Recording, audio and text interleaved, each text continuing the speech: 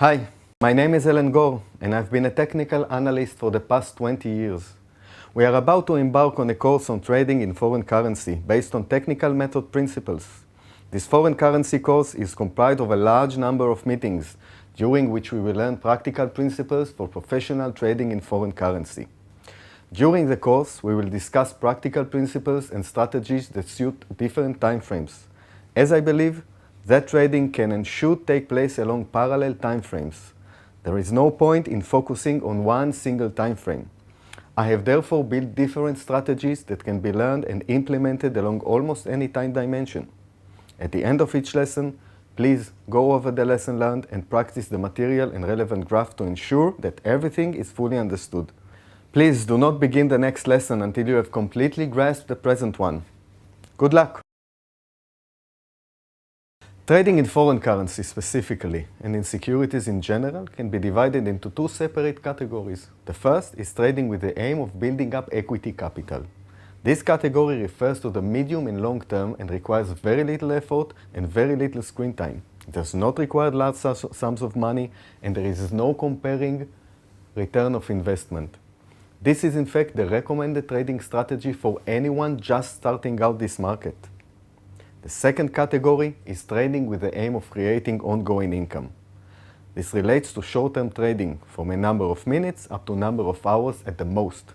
The effort here is completely different. The screen time increases and the required skills must be at a higher level. This type of trading can be implemented after acquiring know-how and experience. Most people who try their hand at trading eventually lose their money. The reason mainly being that they do not bother to study the field properly. There is 5 main causes for losing money when trading. First, not choosing the correct pair for trading. Many people who trade do not know how a currency that can be bought or sold should behave. For example, at this moment in time, is it better to buy euro or dollars? Should you sell at a loss? Therefore, locating the correct currency pairs will be one of our first and foremost tasks. Second, lack of diversity. Many traders tend to focus on a single currency pair instead of searching for additional opportunities. In my opinion, the greater the number of pairs, the greater the opportunities. Third, using too many parameters. Popular opinion is that gathering information leads to rational and correct decision. However, this is not always true. Gather data must be focused, otherwise you won't be able to see the forest for the trees. Fourth, emotional trading. Non-professional traders tend to make decisions based on emotions that run between fear and greed. Fear dictates emotional activity that can result in heavy losses. Therefore, the decision-making process must be rational, regardless of emotion and sentiment. Fifth, not cutting losses while they are still small. One of the keys to creating consistent and stable profits lies in the ability to cut losses while they are still small. Losing traders often refuse to admit defeat and leave losing trades transactions far too long. Losses are supposed to remain small, and that is one of the targets that we must achieve during this course.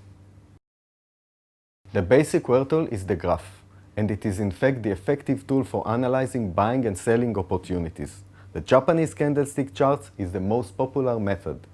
As you can see in the following graph, the Japanese candlestick chart is composed of 2 parts, the body and the shadow.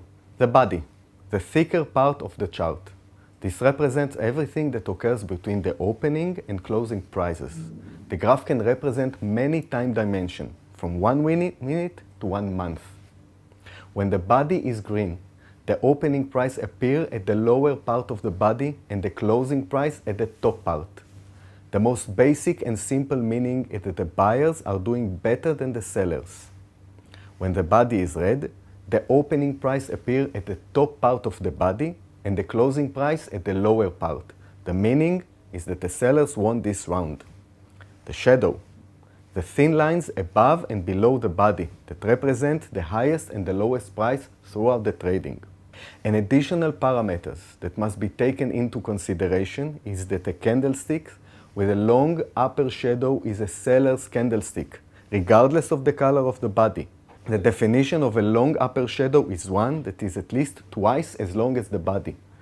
Such a candlestick can, in some cases, increase the likelihood of a trend break. We will learn about such cases during the course. This can clearly be seen in the following graph of the euro-dollar 60 minutes per candlestick. On the other end, a candlestick with a long lower shadow is a buyer's candlestick, regardless of the color of the body. The definition of a long lower shadow is one that is at least twice as long as the body. Such a candlestick increases the likelihood of a trend break.